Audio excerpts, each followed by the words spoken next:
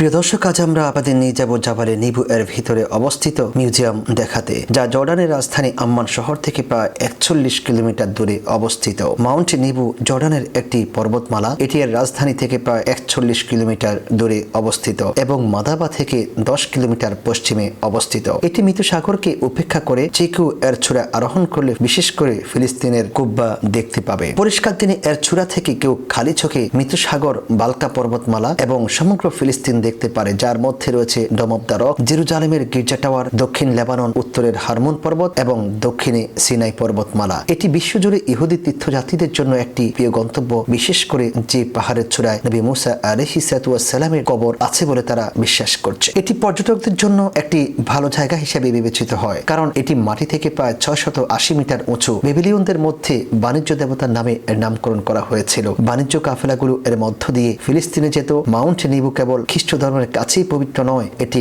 ইসলাম এবং ইহুদি ধর্মের কাছে একটি গুরুত্বপূর্ণ জায়গা। তার কারণ হচ্ছে মুসলমানরা মনে করছেন মুসা আলাইহিস সালামের মৃত্যু এবং মৃত্যুর ফেরেশতা কর্তৃক তার আত্মহরণ করার গল্প তাদের কাছে গুরুত্বপূর্ণ। হযরত আবু হুরায়রা রাদিয়াল্লাহু তাআলা আনহু হতে বর্ণিত একটি হাদিসে উল্লেখ করা হয়েছে যে মুসা আলাইহিস সালামের কবর লাল টিলার কাছে অবস্থিত। মুসলমানরা বিশ্বাস করেন যে সেই লাল টিলাটি হচ্ছে নিবু পর্বত, যেই পর্বতে আজকে আমরা আপনাদেরকে নিয়ে এসেছি। এই স্থানটিকে মুসলমানদের কাছে অনেক গুরুত্বপূর্ণ স্থান হিসেবে ধরা হয়ে থাকে। খ্রিস্টানদের কাছে জাবালে নিবু খুবই গুরুত্বপূর্ণ হওয়ার কারণ হচ্ছে খ্রিস্টানরা বিশ্বাস করে যে মুসা আলাইহিস সালাম এর উপরে দাঁড়িয়ে আল্লাহর প্রতিশ্রুত ভূমি দেখেছিলেন, যেখানে তিনি তার লোকদের সাথে দাঁড়িয়ে ভূমি দেখেছিলেন। আর তারা এও বিশ্বাস করে যে তিনি এই ভূমিতে মারা গিয়েছেন এবং সমাহিত হয়েছিলেন। এই স্থান এবং এই বিশ্বাসকে পবিত্র করার জন্য গির্জা, কবর, মোজাইক এবং একটি মন্দিরের নির্মাণ করা হয়েছে এবং এটি মুসা আলাইহিস সালামের মন্দির হিসাবেও বিবেচিত হয়।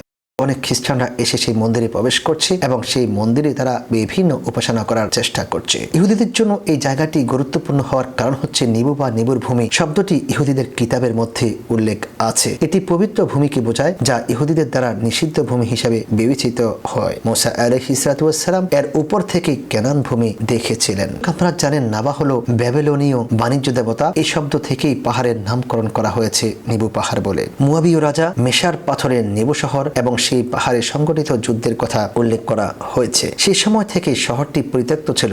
4th শতাব্দীতে একটি খ্রিস্টান বেদুইন উপজাতি সেখানে এসে একটি গির্জা তৈরি করে। 6ষ্ঠ শতাব্দীতে শহরটি ফিরে আসে এবং সমৃদ্ধ হয়। তাওরাতে এই শহরের নাম উল্লেখ রয়েছে, যেমনটি বলা হয়, নবু পর্বতে আরোহণ করো। এটি নবু পর্বত, যা মোয়াব দেশে জরিকোর বিপরীতে অবস্থিত। এই নিবু পর্বত নবী মুসা আলাইহিস সালামের বিশ্রামস্থল ছিল। মুসলমানরা বিশ্বাস করে যে এই পর্বত হলো মুসা আলাইহিস সালামের লাল বালির টিলা, যা পবিত্র কোরআন এবং নবী করিম সাল্লাল্লাহু আলাইহি ওয়াসাল্লামের সুন্নাহের মধ্যে উল্লেখ রয়েছে। নবী মুসা আলাইহিস সালাম তার অন্তিম মুহূর্তের সময়গুলো এই পাহাড়ে কাটিয়েছেন। হাদিসের মধ্যে এসেছে, ঘন ঝোপঝাড়ের নিচে হচ্ছে নবী মুসা আলাইহিস সালামের কবর। এই পুরো অঞ্চলটি নবী মুসা আলাইহিস সালাম পরিচালনা করেছেন। আপনারা দেখতে পাচ্ছেন এর আশেপাশে অনেক ঘন ঝোপঝাড় রয়েছে। এই জন্য ধারণা করা হচ্ছে এই পাহাড়ের আশেপাশে কোথাও ঝোপঝাড়ের নিচে নবী মুসা আলাইহিস সালামের মাকবারা রয়েছে। নবী মুসা আলাইহিস মৃত্যু সম্পর্কিত হাদিসটি আল্লাহ সুবহানাহু ওয়া তাআলা যখন মৃত্যুর ফেরেশতাকে নবী মুসা আলাইহিস